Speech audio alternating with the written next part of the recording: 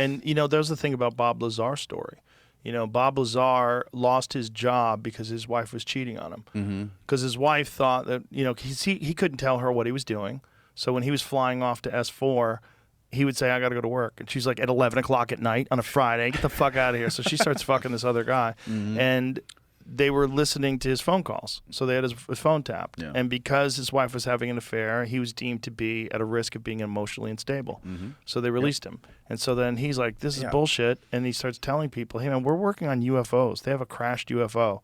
I saw it. They fly it every Wednesday or whatever it was. Come, I'll show you. Yeah. And so he brings people out to the test site where they can observe from one of the mountains.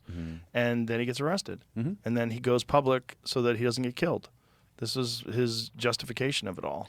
Yeah, I used to think Bob Lazar was full of shit, but I've come around on it. I don't think that anymore. After learning more about all the disinformation and all the time and money they put into just confusing people, like the Paul Benowitz story, I think he would be the perfect candidate to recruit just because of his background. Like, his first wife committed suicide.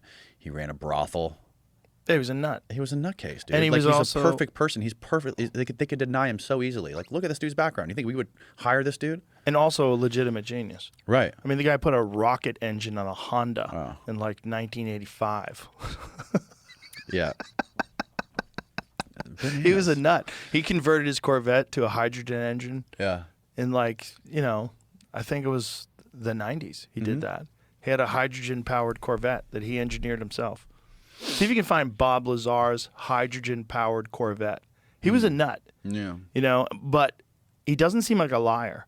And the podcast, obviously it resonates with people because I think the podcast I had with him on YouTube is the most viewed podcast that we've ever had, including Donald Trump.